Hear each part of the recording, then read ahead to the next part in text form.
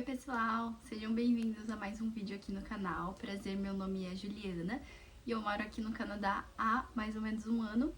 E no vídeo de hoje eu queria falar pra vocês um assunto um pouco polêmico, que é se dá pra sobreviver com o salário mínimo aqui na Nova Escócia.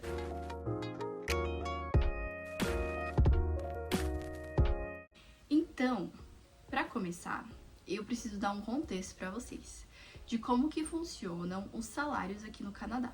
Então, cada província tem o seu salário mínimo, e o salário mínimo aqui ele é por hora.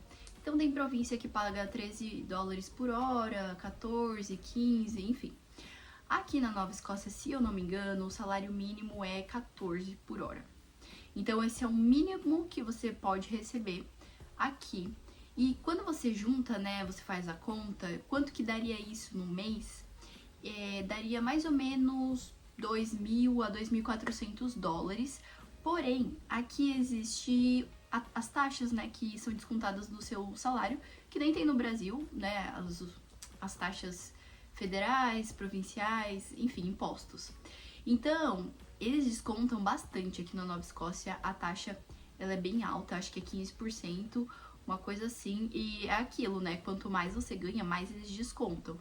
Então eu vou dar pra vocês o meu exemplo. O meu salário era pra ser, acho que 2.500 dólares por mês. Só que eu recebo só 2.000, porque os outros 500, eles são tudo de imposto que é descontado, então ele nem chega até mim.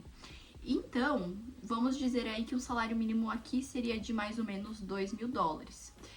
E quando a gente pensa nesse âmbito de dá pra sobreviver com um salário mínimo aqui, eu já vou dizer pra vocês que a resposta não é nem sim nem não, e é depende.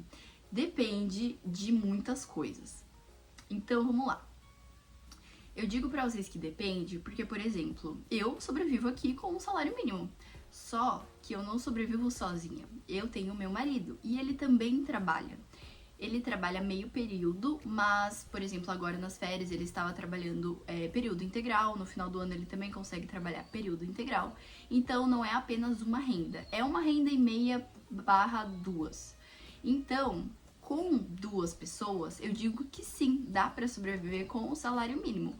Mas se você estiver aqui sozinho, para se manter sozinho, você não vai conseguir se manter com o salário mínimo.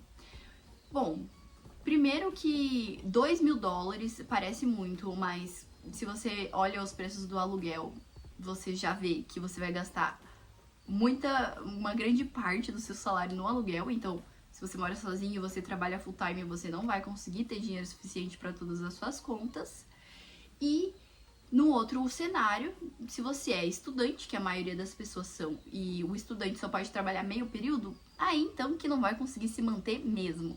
Então, o que acontece, já dando assim um cenário mais amplo para vocês, é que a maioria das pessoas que vêm pro Canadá vem como eu vim, em casal, porque daí um dos aplicantes é estudante em período integral e pode trabalhar 20 horas semanais, e o outro tem o visto de trabalho, e assim tem uma pessoa que pode trabalhar full time, então os dois juntos conseguem sobreviver. Mas se for uma pessoa só, fica muito mais difícil. Então, só para vocês terem uma ideia assim de valores, de quanto vocês gastariam, se vocês quiserem uma coisa muito mais específica, tem um vídeo aqui no canal, eu vou deixar linkado, que eu falei já pra vocês quanto que é o meu custo de vida aqui. Desde aquele vídeo até agora, eu tive algumas alterações, mas ainda continua basicamente a mesma coisa. Então, primeiro, os aluguéis. Os aluguéis no Canadá, e não só no Canadá, tá? Em vários outros lugares, na Europa, na Austrália, enfim. Eles estão muito altos. Depois da pandemia teve aí a inflação, enfim. Agora os preços, eles só vão subindo.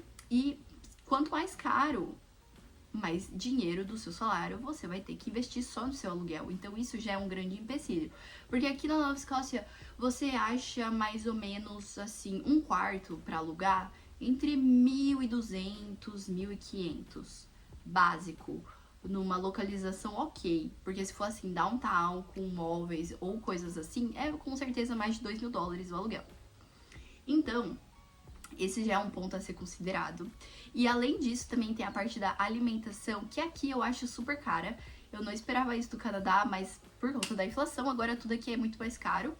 E, cara, pra você sobreviver comendo assim bem, você vai gastar no mínimo uns $500 por mês.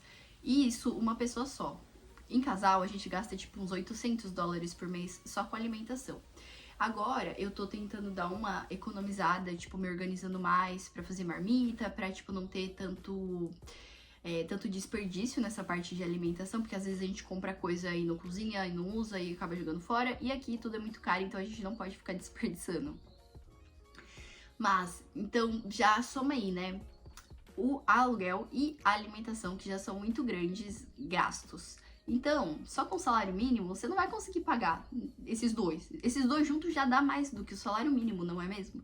E, infelizmente, isso é algo que, tipo, pelo visto acontece também nas outras províncias, de os salários mínimos não estarem acompanhando o custo de vida, então acaba ficando um pouco mais difícil.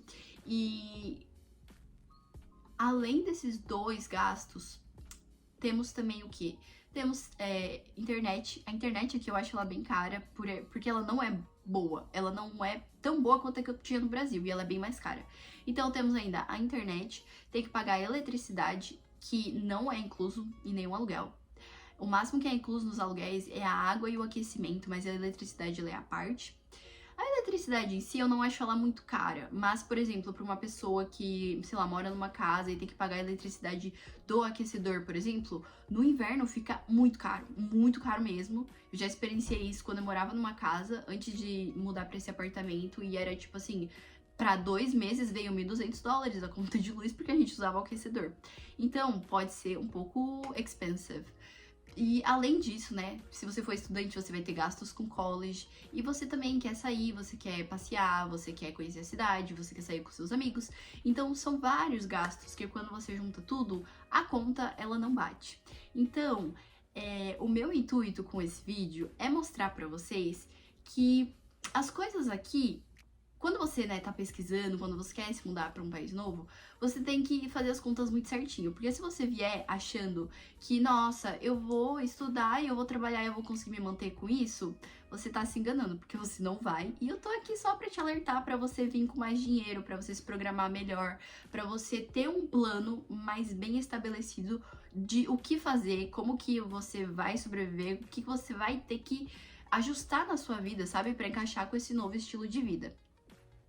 E já que eu tô falando aqui, né, de salário mínimo, de trabalho, eu já queria também emendar nesse vídeo falando pra vocês como eu consegui o meu visto de trabalho. Porque muita gente me pergunta como que eu vim, qual que é o meu visto. Muita gente não acredita quando eu falo que eu tenho visto de trabalho, porque acha que, tipo, você só consegue o visto de trabalho estando aqui.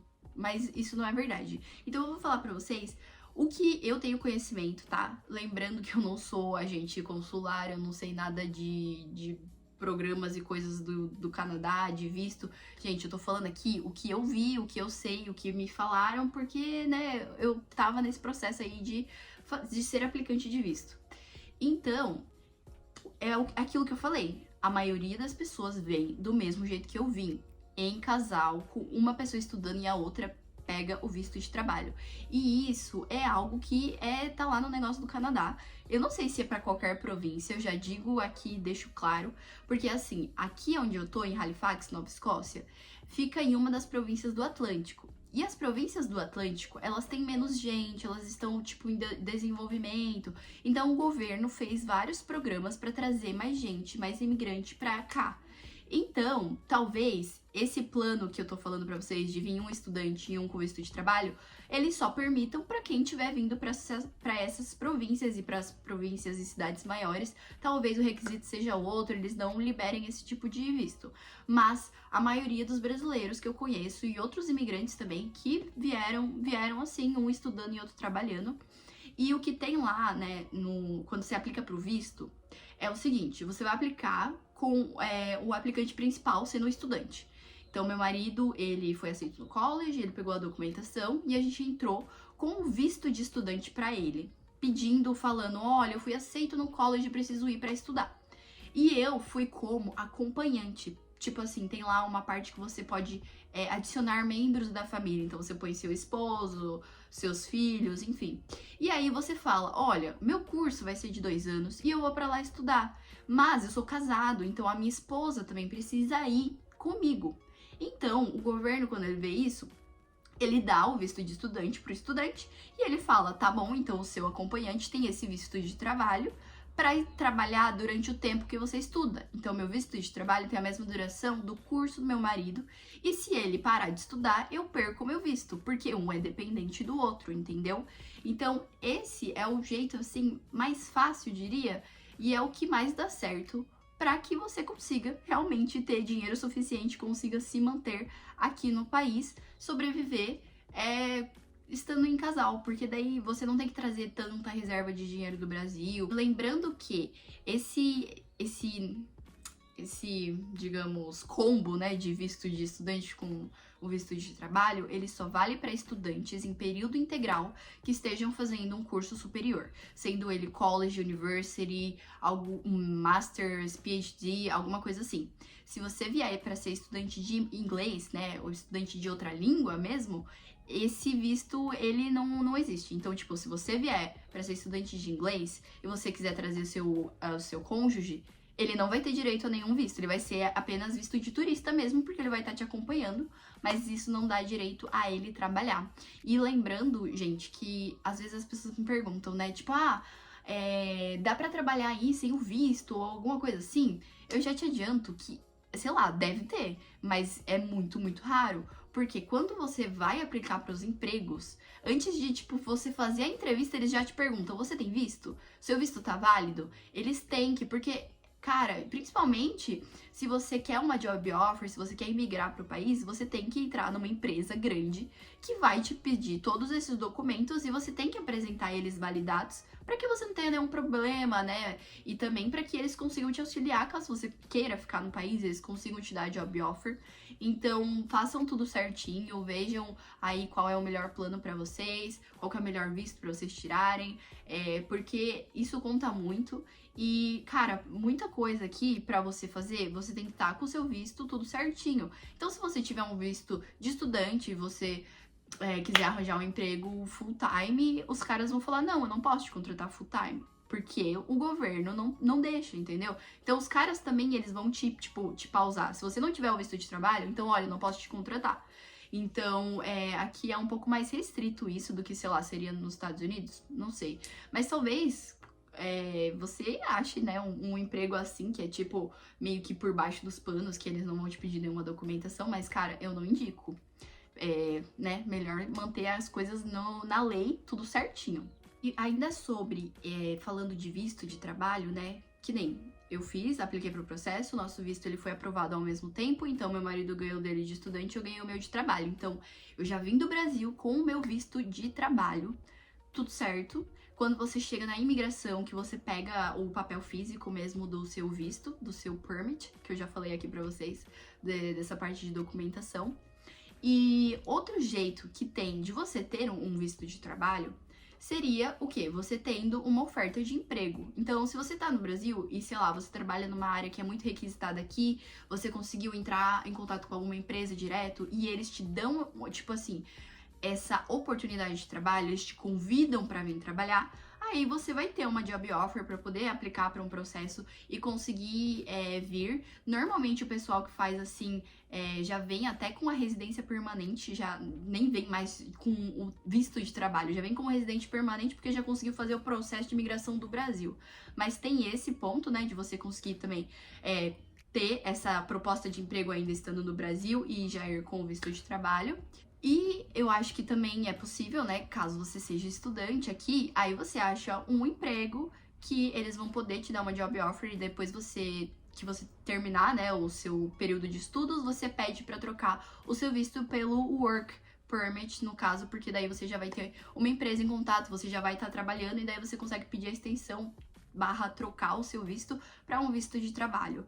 Mas, tirando esses casos, eu não sei outra maneira que teria para vir com um work permit já do Brasil, mas essa é as maneiras que eu conheço e essa que eu vim, eu digo que é a mais fácil, digamos assim. Você talvez vai gastar mais dinheiro porque são duas pessoas aplicando e ter que fazer mais coisas?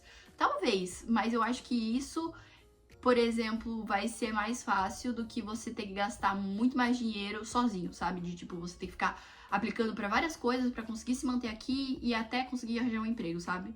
Então, bom, essa é a minha experiência, gente. Só tô compartilhando com vocês o que eu sei, tentando ajudar quem quer vir, quem tá com dúvida, pra tentar esclarecer um pouco, porque muitas pessoas me perguntam sobre o meu visto, como que eu vim e tal, e é isso. Queria só deixar aqui explicadinho pra vocês. Espero que vocês tenham gostado. Esse é um vídeo mais, assim, tranquilo. Eu não fiz roteiro, então, assim, eu só tô falando as coisas que eu lembro, o que eu tô pensando. Porque é isso. Essa era a pauta pra eu gravar hoje. E espero que vocês tenham gostado. Se vocês têm dúvida, perguntas sobre outras coisas também, pode deixar aqui nos comentários que eu sempre leio e respondo. Deixa também um like aqui no vídeo pra dar um apoio. Se inscrevam no canal, que uma vez por semana eu tô postando vídeos aqui sobre a minha vida no Canadá. E é isso. Eu vejo vocês no próximo vídeo.